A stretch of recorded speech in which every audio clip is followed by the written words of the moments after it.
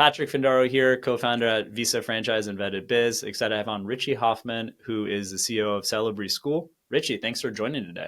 Hey, Patrick. You have a pretty unique background that I like to see. I'd like to see more of in franchising, where you have a very successful business over decades, and then you've developed all the systems, you've made a lot of mistakes, and then you go to market and recruit franchisees. Could you tell us a little bit about the early days of your career and operating preschools? Sure. I always say I think I was extremely fortunate to have amazing parents that were already into the preschool business. My mom and dad started a preschool in the mid 80s. And so as I was growing up, whether I knew it or not, I was actually being mentored by them at a very early age. I remember, and if you remember, like in the early 80s, I mean, preschools and daycares were really, occupations for women. I mean, there was very few men that were in this space, and so the only time that my brother and I were allowed to go over to the preschool was at 6 o'clock when it closed to go and clean it. So that was my early days of seeing what it takes to owning your own business. But then many years later, in 1994, I got my opportunity to open my first school at the age of 26. So I always say that I was the Celebree's first franchisee because I was really mentored by my mom. Which was, priceless. Taught me how to pick the right location, construction, how to hire, and really how to operate a successful preschool. And my goal at 26 was just to have a successful business. There was no vision. I guess my vision was probably very limited to that of just making sure that this school was really, really successful. And it seems like the overall market's changed too, where it's like in the early 90s, I was going to the preschool just super close to our house, and it was like at the Methodist church. And there wasn't much to it. It was really more of a daycare until then going to the public kindergarten at 5. And for my children, like we want to know what they're doing. We want to know Right. what their curriculum is, and it seems like it's just changed so much over your tenure in this space. That's saying from an outsider. I I mean, don't know much about your industry. no, you're spot on. I mean, 20 years ago, 15 years ago, when children went to a preschool or to a daycare, and you're right, even the language has changed over the years. 20 years ago, it was called daycare. Unfortunately, because we really never quite understood the importance of early education and children's development, and really what these teachers were really asked to do for these children. And when I got into this quite early, 30 years ago now, our schools were called daycare centers, and our teachers were called daycare workers. And that bothered me because I really knew what these teachers were responsible for, and we've worked really hard on changing that perspective of what these teachers are doing for our children. But you're right. We were called daycare, and really, if your child went to a daycare, it was because mom and dad had to go to work, and that was the overall perception of why my child's in daycare. And then through the years, as we learned, of the importance of early education, it was whether mom or dad had to go to work or not. My child will still go into a preschool to make sure that, as you mentioned, that they were developmentally ready to head into kindergarten. I'm sorry.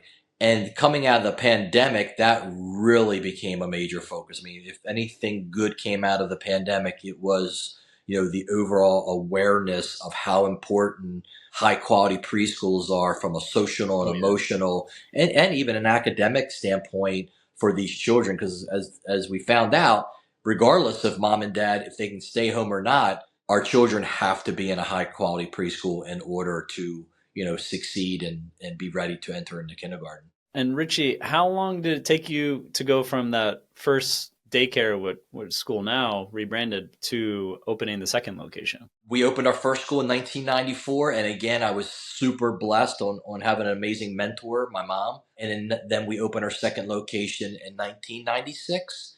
And I knew at that time, Patrick, at that point, I said, this is what I want to dedicate my life to. So you're And I was 28. Were you probably, married at the time? I'm Nope, I was not married and I was 28 years old. So I was also fortunate that I wasn't married and did not have You could work children. hard. So I could, I mean, Yeah, I was focused on the business 7 days a week. I yeah. mean, Saturdays I was out driving communities and looking for the next location or handing out flyers. And, that was my means of marketing back then. But yeah, I was super, super lucky and blessed to have the opportunity to just focus on the business at a very young age. I'm a big fan of going all in, whether it's opening up a franchise or your own independent business. Where talking to successful entrepreneurs, generally the first 2 years are 60 hours a week, not 40. Where if you want to work the Yes. 40, I don't know, owning a business probably is not the right fit.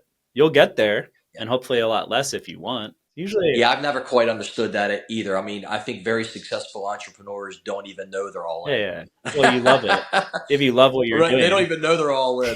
The outsiders look and say, "Wow, you're a risk taker," and we're like, "What? What are you seeing that I'm not seeing?" Yeah. But You you're don't right. I share the same philosophy. Just all in, and all in means that you're extremely focused and have a vision on what you want your life and your business to look like, and you implement and execute on those things, those action steps that will bring you closer to that vision that you've imagined. You mentioned kind of how the market's evolved. How has your company's vision evolved throughout the years and focus? Yeah, as I mentioned, the first step was just one successful school and then two successful schools. And by school two, Patrick, it was really about now, stretching my ability to really start building process procedures, putting the right people in place. So, over 26 years, that's what we did.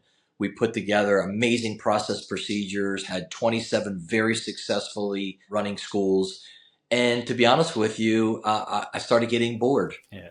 I was like, what is my role here? I've built this amazing company, all the How process, many all the employees are we talking procedures. about? Like 400 at that stage? Or Currently, I guess how many employees per the average um, school? we were probably right at 1,000. Wow. Yeah. So Yeah, serious organization. probably right at about 1,000 teachers and about 3,500 students. So, I was bored. I was like, I've built this amazing team. I have all these, experts in their field in these positions. What am I You're not doing? going to go open up a new market in Texas with 5 kids and like be traveling back and forth. Like, My question was how I wanted to expand, but more importantly, what is my role here? yeah. Like, again, I didn't have a role. So, why am I getting up every morning and going to work if there's nothing there for me to do except, and for most entrepreneurs, when they've built something like this, then they just start disrupting things, right? So they start breaking things that are Yeah. are should not, or that are working very, very well. Definitely. So I can I relate was to that. super You cautious. got to I listen to your was team. super I was super conscious of that too, knowing myself. Not that I don't do that today, but I've gotten much better at it. But we really sat down, and said, how do we want to expand this? We can still expand, 4 corporate locations per year. I can wake up at the age of 60 and have, 60 locations and go, wow, that was really cool, but I was bored. Or we can start offering this to other families and franchise the concept. And that's what we decided to do. So I started building the franchise team, started taking a lot of our executives from the corporate location and moving them over to help support our franchise partners. And it's been a beautiful and amazing transformation as we start focusing more on our franchise partners. Did you have any like franchise advisor or a firm that you worked with to kind of lay the groundwork? That's great. That's such a great point. And I'm a big mission guy. Like, again, why are we doing this? What am I doing this for? What is the vision? And we outlined that, and that was again what kept me in the game, and actually rejuvenated me in this new passion of helping others discover entrepreneurship and opening in their own business especially in an industry that I just think is so rewarding in so many different ways. It's definitely a fun industry. Like I think kids, pets, there's like some industries where you just walk in and like employees are smiling, everyone's smiling, and Yeah, yeah, it's a very rewarding business and a very passionate business. And in the early days, My job was, when I was actually in the schools, was to see this mom and dad walk through the front door of a Celebree school, uncertain, a little scared, not sure if this is the right move for their children. They're entrusting their baby with us, their child with us, which is a huge responsibility.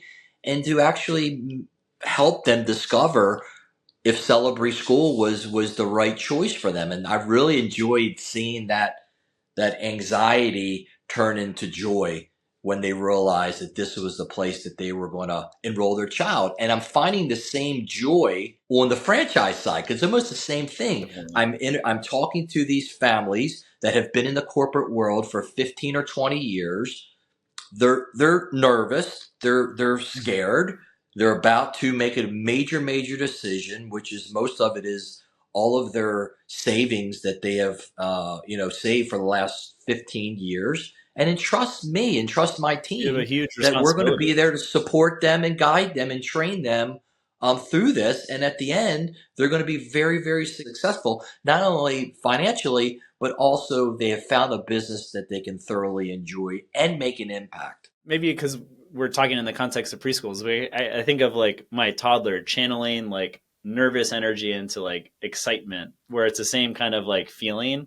And we feel that in business or with sports or whatever. And like just redirecting that to a more productive outcome and focus. Totally. You just reminded me of our Meet the Team Day yesterday, and that was one of Krista's comments. She goes, "I was extremely nervous coming here because just all these uncertainties and like, oh, do I really like?" She was already she's already an educator, so she was extremely passionate about early education, but all these other things, liability, hiring, all these things that were bothering her. And at the end of the Meet the Team Day, and we always ask for their major takeaways, and it was like, I feel so much more confident now in moving forward.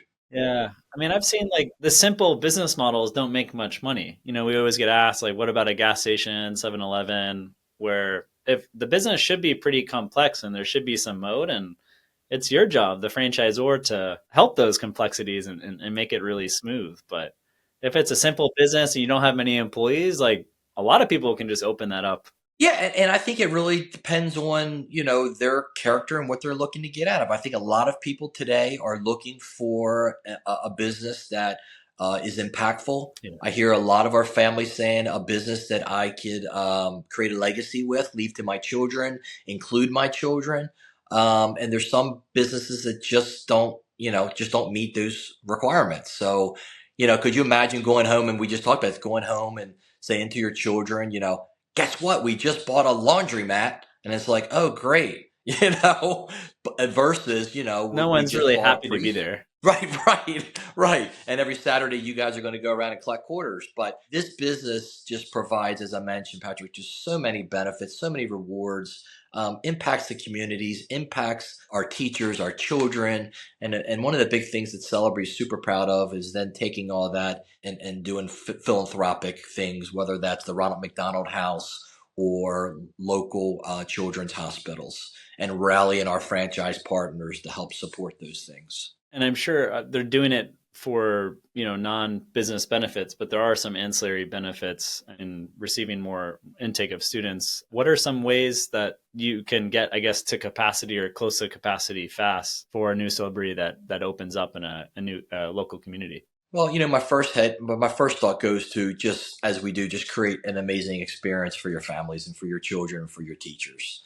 And then I can get into the nuts and bolts and start talking about marketing and digital. But, the true answer to your question is really, really focusing on giving your families and your teachers an amazing experience, and giving them more than they thought they were going to receive with your services. And I understand there's a few different ways where you could, open one from zero. You also own the land, or you partner with a private equity, potentially private equity backed company and do a lease to you as the preschool operator. What do you recommend for first time entrepreneurs? Like, what would you recommend to someone that maybe Yeah. hasn't run a business and they're looking to open up a preschool? The only thing that I can recommend is my experience and the way I did it. And a lot of our franchise partners that are coming on board right now, almost every single one are doing a 3 school development deal, which is wonderful because they're looking to,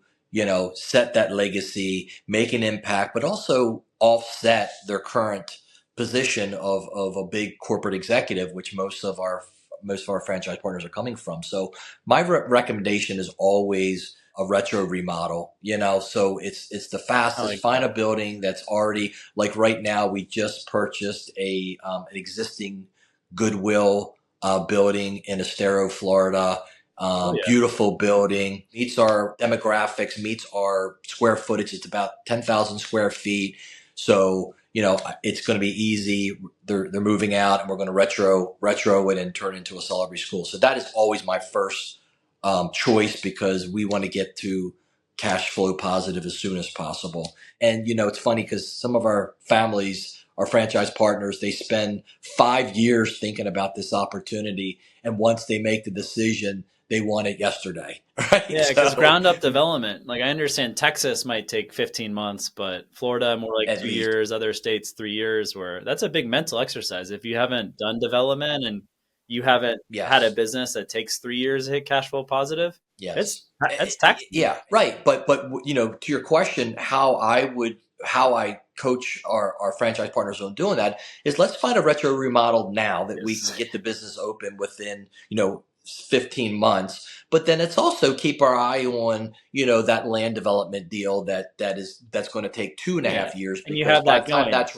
while you have well, your by the retrofit. time that school is ready and it's already been developed, ready to be open, you've already gotten your feet under you. You really truly understand the business. Your confidence has been built within the business, and then you're ready for that opportunity. So you would say what, like a 5 to 7 year cycle to open up the three schools? That's exactly our target. 5 years to get all 3 schools open.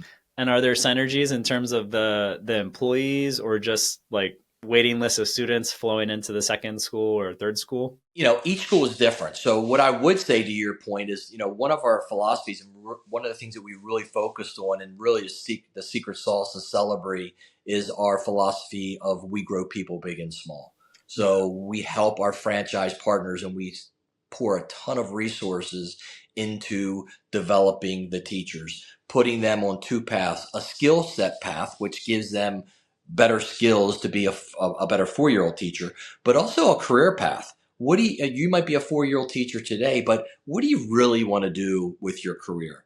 And I bring that up because that really helps with our franchise partners' second location. So, your director and your assistant director at your first school, your assistant director is being coached and developed and on a career path to become a director. So when that second school opens, that current director of that first school goes and opens your second school. That assistant director takes over her position. And when you mentioned synergy, that's what made me think about it, because you've already created synergy in your second Oh yeah. school. The culture's already been produced. I mean, for some businesses, that culture and those processes and procedures, that may take years to develop. Yeah, and in terms of like retention, it's just like a virtuous cycle where if you don't have Totally. that senior person setting the culture, then retention could be half. Totally. And we talk about that all the time through Celebrate. And as I mentioned, that's really one of our secret sauces in a lot of different ways, is skill paths, career paths, and also creating bench strength. And that's the 3 things that we really focus on. What metrics should franchisees be focused on daily, weekly, or monthly to run a successful preschool? Anything come to Well, it's mind? funny because we have 9 core competencies, and that's really what we ask our franchise partners to focus on. And I think that's the beauty of franchising. If you were to go and try to start your own preschool, you wouldn't know not only what to do, but you wouldn't even know what part of the business do I need to focus on. Yeah. So It we took me give eight you the years answers to to get that. the right metric of what I check Yeah, every and we've looked at it for the last 30 years, and we believe these are the 9 core competencies that it takes to run a very successful Celebrate preschool. And also, these are the 9 core competencies that we believe it takes to be a really good teacher in one of our classrooms. And so then we just hold our teachers and our franchise partners accountable to those. and pour in and coach and develop them so they're executing those competencies at a very high level. How do you, like, I guess, alleviate some of the fears that people have in terms of hiring or liabilities? I'm scared that they're going to sue me if the kid trips and falls. Like, I imagine those are some, you mentioned those too. And Yeah, it's showing them that we have the processes and the procedures and the tools to try to mitigate those things. there's And that was always, exactly the answer that I gave Krista yesterday, was exactly that. It's like, I mean, that's why she felt so much better at the end of the Meet the Team Day, because we showed her all the process, procedures, and tools that we have in place to help mitigate those things. and what's your, like, do you have a BHAG, like a big, hairy, audacious goal in terms of like unit count? You mentioned 60 if you didn't go the franchising course. Like, where do you want to be like later in your career? Our 5-year vision right now for Celebree Enterprise, which is a franchise, is 167 schools by 2027. I love it. So right now you have And about we're how many schools franchised? we have 50 open as we speak, and we'll open 20 next year, and that will kind of be our cadence, 20 schools per year. Do you have any interest? Have you received interest for international development? You know what? I'm just no, and I really at this point we have really no interest of the West Coast either. Okay. As of this week, we're in 17 different states right now. We just added Denver and Arizona. So we're as far west as, I guess that they will be the ones furthest west, but we're currently looking for operating in Chicago, and then now we're going to Denver and Arizona, and that's strictly by demand. I mean, these are where our families are headed to. So that's how we ended up in Texas. We're almost sold out in Houston and Dallas and Austin. You So mentioned West Coast of we're Florida is a hot spot right now. yeah, we're following our young families that are having children and are looking for the care from Celebree. And in terms of other companies in the franchising space, it seems like you're the largest group that's like still owned by a family, where a lot of your peers are private equity backed, even publicly traded. Totally. What are some of the pros for running this as a family business? I think the pros to our franchise partners Yeah. is really access to me. I mean, they always say, Richie, I'm buying you, and or I'm believing in you, and I take that seriously. And I just got off the phone a couple minutes ago, and I'm making sure that I'm keeping my promise too. So I select like 5 of our franchise partners in whatever development stage they're in, and I call them every week, and I ask them, how are things, and are you meeting your financial projections, and are you getting the support that you need? And that some of those calls are yes, yes, yes, and some are yes, but, and there's where I find the opportunity to improve. And I love those calls. I guess how important is like the zip code or the local demographics or being on the right side of the road, for example? If you pick the wrong location, it's a long haul, right? So we do a very, very good job at that. We have local brokers in the 17 states that we operate in that know those communities very, very well. And then we have a primary broker. We have 3 primary brokers, and then we have 3 in-house real estate professionals that are constantly looking for sites that would make a good Celebree site and bringing them to the executive team for approval. And then once those locations are approved, then matching them with one of our franchise partners. Was it tricky, like during COVID and just like the change and the demographic change and people moving to Texas, Utah, Arizona, and these states like at a higher rate? I'd answer that a little bit differently. I always say it was amazing to go through that, but I would never want to do it again. Because what I mean by what it was amazing, because it really put us through the test, and it really made the team step up and give it all they had, which I'm super, super proud of what we accomplished. And I think about that quite often, because it makes me extremely grateful on the team that we've built, because I know there's other companies that did not have those resources and didn't have those teams and did not make it. So it made me very grateful of the team we've built, but it also broadened our horizon, Patrick, when getting to Texas. Like we didn't have our sights on Texas, right? We were gonna, when we first started, we were just gonna, expand into the neighboring states like Virginia and Pennsylvania and New Jersey. And that was it. Next thing we're getting this demand from Texas, and we're like, Yeah, let's okay, do it. let's Let's go. study it. Let's do it. We're in. And one of our other strategies, just to make sure that we're totally in tune with our franchise partners, not only the 27 schools that we operate, but also we're building hub locations in a few of these states just to better understand the market and better understand what our franchise partners are experiencing. When you say better understand the market, like, are there that many nuances? Like, is it on the regulatory side or the consumer side? More on the consumer side, I'll give you a great example. I went to one of our market meetings. A market meeting for us is when we go to Dallas, Texas, and we pull all of our franchise partners into a meeting, and we just talk about how are you doing under the talent, and this is how we've pillared the company under your talent, the brand, and the operations, and we just best practice around those things. So I went to one of these marketing meetings, and we actually had a few potential franchise partners there. And the gentleman said, "Richie, I've watched every one of your videos." He said, "You know, the best video that I saw of you is when you were down your farm in a pair of jeans and baseball hat." He goes, "You guys up north, you're always in suits or sports jackets.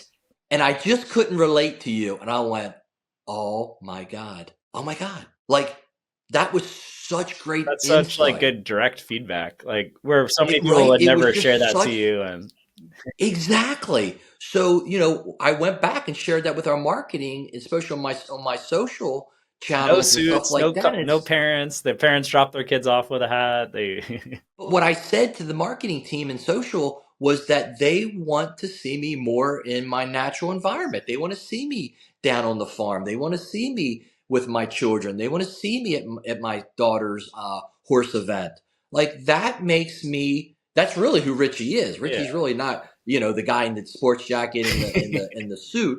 But to your point, that might go very well in Virginia, but it doesn't really DCA, where it's pretty go. conservative, the DC area. Right, right. But Texas, No. So I love that feedback, and that's really what I mean by, each market is different and each family is different. Richie, we've covered a lot today. Is there anything that we haven't covered that you think is important for prospective franchisees to consider when they're looking at different opportunities? I would just say, and we mentioned this a little bit earlier, sometimes there's such a misconception of the business. And I would just reassure, if you're looking for a business that's so rewarding in so many different ways, from a legacy, from an impact, from a giving back, making a difference in your community through developing our teachers, helping our children get ready and develop for kindergarten. Just look at this opportunity, because I've been doing it for 30 years, and I feel like I haven't worked in 30 years, even though I've busted my, for 30 years. But it's just so rewarding in so many different ways. And if you're passionate about early education and want to make a difference and help coach and develop others and for them to prosper, then just take a look at the Celebree School opportunity. Richie, what's the best way for people to get in contact to explore if Celebree is a good fit for them? They can go right to our website at celebree.com, celebree.com. Or if you want to, you just direct email me at rhuffman, Huffman, at celebree.com. Awesome. Well, Richie, I really appreciate having you on and sharing all your learnings about the preschool I market as appreciate well it. as your evolution in business. Thank you, Patrick. Thanks.